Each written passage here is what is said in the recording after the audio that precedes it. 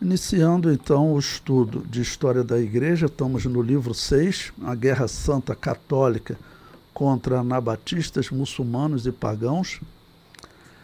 Vamos ao item 80 do nosso material didático, na página 129. Bom, sempre lembrando, estamos fazendo uma cronologia, né, da história e vamos agora estudar o ano 1154.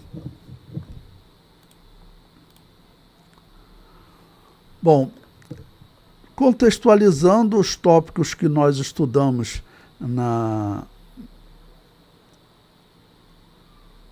nos itens anteriores, nos anos anteriores, o último tópico que nós estudamos, o item 79, foi o ano 1187, ou seja, 7 anos... ano 1187, quando os católicos perderam Jerusalém. No ano 1184, os anabatistas foram condenados pelo Papa. E nesse período, o que está acontecendo é uma grande perseguição às igrejas anabatistas.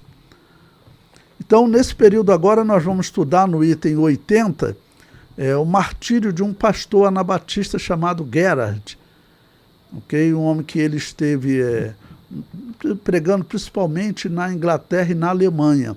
Eu tenho falado com vocês sobre um grupo anabatista, ou seja, sempre lembrando que a Igreja Católica chamava de rebatizadores, mas que iam dando nomes normalmente ligados a algum líder, né?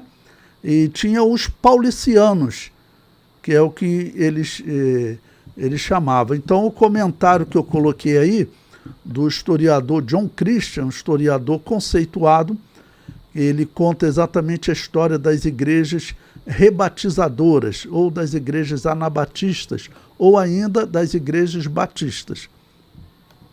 Ele diz, depois do ano 1000, os paulicianos começaram a aparecer na Inglaterra. Olha, eu falei para vocês, os paulicianos eram uma igreja cristã, que a Igreja Católica dava esse nome, né? Nós encontrávamos eles na Rússia, na Armênia principalmente, okay? Mas eles sempre fugindo de um lado para outro. Então esse historiador diz que no ano 1000 eles chegaram na região da Inglaterra. Em 1054, um grupo de alemães migrou para a Inglaterra, exilado pela perseguição, ou seja, de acordo com o príncipe, né, nesse período teve uma perseguição na Alemanha, então eles fugiram para a Inglaterra. Então chegavam, né, como pessoas novas que não eram conhecidas e procuravam algum lugar isolado, às vezes dentro de alguma floresta, como esse historiador John Christian fala, né, de igrejas que viviam em regiões completamente isoladas, ok? O comentário prossegue. Uma parte deles se estabeleceu em Oxford. William Newberry fala do terrível castigo concedido ao pastor Gerhard e ao povo, ou seja, esses cristãos que chegaram em Oxford, os ingleses eles tinham instrução para igrejas anabatistas, a Igreja Católica chamava de herege, e eles diziam, tem que matar essas pessoas, né? 6 anos depois, outra companhia de paulicianos entrou em Oxford. Henrique II, que era o rei da Inglaterra nesse período, que foi rei de 1154 a 1189, ordenou que fossem marcados na testa com ferros quentes, como se marca um animal, né? Chicoteados publicamente nas ruas da cidade, para que suas roupas fossem cortadas nos cintos e transformadas em campo aberto. As aldeias não deveriam lhes oferecer abrigo ou alimento, e pereceram uma morte prolongada de frio e fome. Ou seja, eles não podiam ficar nas terras de ninguém. Não?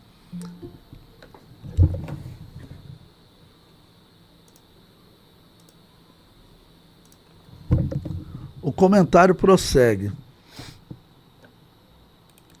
Agora na página 130. Desde cedo, uma igreja batista, veja, ele já está chamando aqui os paulicianos de batistas, porque eles eram chamados tanto de paulicianos, quanto de anabatista, quanto de batista. Por que dessa variação? Eu escolhi o termo anabatista para identificar a igreja na história. Mas nós sabemos que na história eles não gostavam de ser chamados de anabatistas. Mas como a maioria dos documentos chama eles de anabatistas, então eu, historicamente, tenho que colocar como eles eram identificados, tá ok? Mas lembrando que anabatistas significa rebatizadores. Então aqui o historiador já identifica eles não como anabatistas, mas como batistas, como batizadores. Qual é a diferença? A Igreja Católica acusava eles de estarem praticando um rebatismo. Por isso, anabatista, que significa rebatizadores.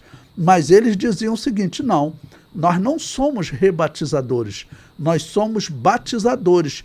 A Igreja Católica acusava de rebatizadores porque as pessoas que foram batizadas na Igreja Católica quando recém-nascidos, ele crescia, aceitava Jesus nessas igrejas, eles diziam que não, aquele batismo de recém-nascido não vale. Então, nós vamos te batizar. Enquanto a Igreja Católica dizia, você está rebatizando, porque ele já foi batizado. E eles diziam, não, nós não estamos rebatizando, porque batismo de recém-nascido não tem valor.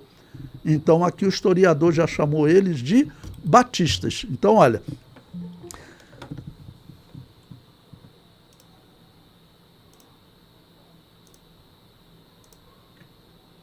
então, prosseguindo na página 130. Desde cedo, uma igreja batista estava localizada em Cliff Hill. É uma região, né, que é conhecida até hoje na Inglaterra. Os batistas ingleses mencionam constantemente esta igreja como tendo sua origem muito além da Reforma, ou seja, muito antes da Reforma. Então, aqui, veja, eles estão lá na Inglaterra em 1154. A reforma vai acontecer lá em 1517, a reforma protestante. E a reforma protestante, lembre-se, todas aquelas igrejas continuaram batizando o recém-nascido. Então mantiveram o batismo católico, mantiveram o batismo da Babilônia apocalíptica. O historiador prossegue. O historiador Goldby parece dar uma representação justa dos fatos. Ele diz: temos evidências confiáveis de que uma igreja separatista, explicar para vocês aqui o termo separatista, é um termo que ele vai ser usado pelos historiadores da Inglaterra para descrever as igrejas anabatistas. Ou seja, elas eram separadas da Igreja Católica, depois separadas da Igreja Anglicana, separadas da Igreja Metodista, separadas da Igreja Luterana, separadas da Igreja Presbiteriana. Então, elas passam a ser chamadas também de separatistas. Além de paulicianos, anabatistas ou batistas, eles são chamados na Inglaterra também de separatistas. Vocês verão que esse termo vai ser utilizado diversas vezes na história. Então ele diz: temos evidências confiáveis de que uma igreja separatista e provavelmente uma igreja batista, ou seja, uma igreja separatista que só batizava adulto, esse é o significado do termo batista, existe há vários séculos em um local isolado de Cheshire, nas fronteiras de Lancashire, a cerca de 1.600 quilômetros de Warrington. Nenhum local poderia ser melhor escolhido para, presta atenção, ocultação. Por que ocultação? Porque ela estava fugindo da perseguição da Igreja Católica. Por isso, ocultação, tá bom? Então, nenhum local poderia ser melhor escolhido para ocultação do que o local em que estava a antiga capela. Eles chamam de capela porque às vezes ele não consegue diferenciar, mas é uma igreja que não é católica. O historiador prossegue: removido de todas as vias públicas, cercado por uma densa floresta, proporcionando fácil acesso a 2 municípios. Cliff Hill estava admiravelmente situado para a construção de uma, que ele já botou entre aspas, né, capela, uma capela ilegal, ou seja, uma igrejinha ilegal, porque a Inquisição Católica, ela não aceitava essas igrejas, né? A antiga capela construída neste local era tão construída que os adoradores surpresos tinham meia dúzia de maneiras secretas de escapar dela. E por muito tempo se mostraram um local de encontro adequado às diversas fortunas de um povo odiado e caçado, né? Ou infortúnios, né? As pessoas que eram odiadas pelos católicos e caçados. E como nós estamos vendo, os reis, eles tinham que obedecer à ordem do Papa, porque o Papa ameaçava, em alguns casos, esses reis, se eles não ajudassem a perseguir essas igrejas, dizendo até que ia deixar a alma do rei no purgatório. E dizendo que essas igrejas, que na visão do Papa, o Papa chamava de hereges, né? Mas nós sabemos que está se tratando da verdadeira igreja de Jesus. A Igreja Católica não tem autoridade para chamar ninguém de herege, porque eles são os maiores hereges da história. Exatamente por fazerem invocação ao mundo dos mortos, acreditar que as almas que partiram desse mundo podem ser purificadas por eles. Isso é paganismo. Quando Saul participou disso, Deus condenou. O comentário prossegue. Devido às muitas mudanças inseparáveis da história movimentada da igreja em Cliff Hill, os primeiros registros foram perdidos. Mas 2 ou 3 fatos apontam para a existência muito precoce da própria comunidade. E agora ele vai citar a história de 1841. Em 1841, a antiga capela foi ampliada e modernizada. Por quê? Vocês verão que em 1841 já não havia mais perseguição às igrejas anabatistas, batistas ou separatistas na Inglaterra. Por quê? Vocês verão que ocorreram guerras entre católicos e protestantes, até tentativa de matar o rei. E aí o rei chegou num ponto que ele falou, olha, agora todas as religiões, todas as igrejas terão liberdade para funcionar na Inglaterra. Então, em 1841, já não tinha mais perseguição. Aí ele está dizendo, a igreja está ampliando, ou seja, ela está se desenvolvendo, ela está crescendo. E cavando a fundação, um grande batistério de pedra, bem cimentado, foi descoberto. Ou seja, até o batistério deles era escondido, porque o batistério era exatamente o local que caracterizava que eles só batizavam adultos. Porque o recém-nascido, o padre jogava uma água na cabeça, né? Esse batismo de recém-nascido, irmãos, ele não tem valor diante de Deus, porque ele não tem testemunho de fé. E cristianismo exige confissão de fé. O historiador prossegue. Por quanto tempo isso foi encoberto e em que período foi erguido, é impossível afirmar. Mas como algumas das lápides, ou seja, pedras, né, que tinham lá no cemitério adjacente à capela, foram erguidas no início do século XVI. Há alguma probabilidade de tradição de que a capela em si foi construída pelos Lollardos, que tinham opiniões batistas. Bom, os Lollardos, o historiador está contando, eu vou depois contar a história para vocês dele. Walter Lollardo foi um homem que a Igreja Católica enviou ele como inquisidor para matar as igrejas que não batizavam recém-nascido. Mas ele, quando chegou lá, que eles chegavam também para começar a debater com aqueles irmãos, né? Quando ele chegou lá, começou a debater e daqui a pouco, por ordem, começar a prender e matar. E esses cristãos não faziam guerra contra a Igreja Católica e iam para o lugar de morte pregando. Esse inquisidor vai se converter ao evangelho, esse Walter Lollardi vai acabar se tornando um pastor de uma igreja. Porque esses pastores que viviam escondidos, eles eram pessoas simples, né, que não tinham assim, autoridade para estudar numa escola secular. E nesse período, eu sempre falo para vocês, a alfabetização era muito pequena, irmãos. Esse período, a Inglaterra, ela era uma grande favela. Vocês podem pesquisar Londres nesse período, era um monte de barraco de madeira. Doenças, tá perto de surgir a peste negra, né?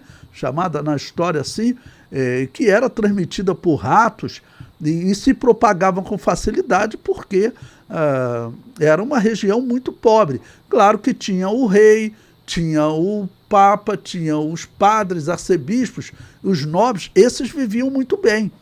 Porém, os outros, eles viviam, a maioria da população vivia numa grande pobreza. Ok? Então ele diz, uma das lápides é de 1357, época em que Wycliffe também eu vou contar a história dele para vocês, foi um anabatista que ele acabou se destacando na Inglaterra no período da Guerra dos 100 Anos. Por quê? A Inglaterra estava em guerra com a França era aliada do Papa, o imperador do Sacro Império Romano Germânico, o imperador do milênio, né? A Igreja Católica pregava que estavam vivendo um milênio.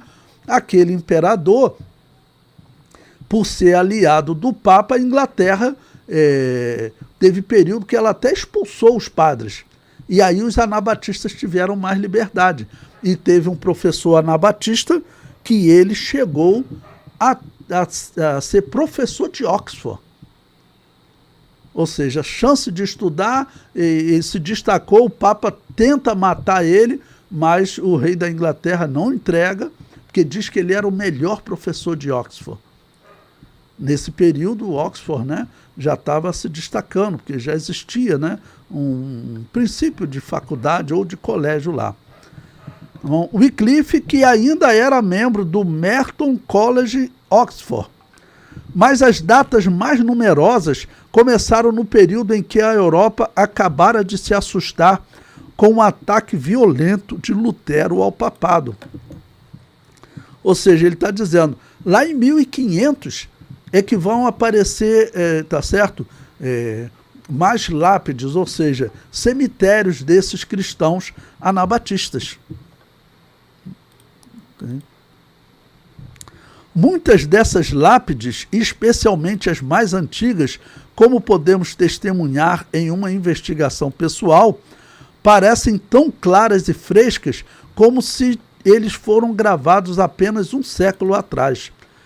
Cliff Hill, essa região da Inglaterra, essa cidade, né, é sem dúvida uma das mais antigas igrejas batistas da Inglaterra. As primeiras ações da propriedade foram irrevogavelmente perdidas, mas as ações existentes, que remontam consideravelmente ao longo de 200 anos, descrevem a propriedade como sendo para os anabatistas. Olha, quando que ele escreveu esse John Christian, está aí no material didático que eu coloquei para vocês. Essa é uma obra de 1922. Vocês observam que eu tenho citado ela diversas vezes. É uma das obras mais respeitadas da história da igreja, das igrejas anabatistas, batistas, tá bom? Uma obra em 2 volumes, publicada nos Estados Unidos, que conta a história das igrejas chamadas separatistas, batistas, né, pelo mundo, principalmente na Inglaterra. Ok? Principalmente na Inglaterra. É uma obra confiável que vocês querendo, é só solicitar que eu também passo essa obra para vocês, tá ok?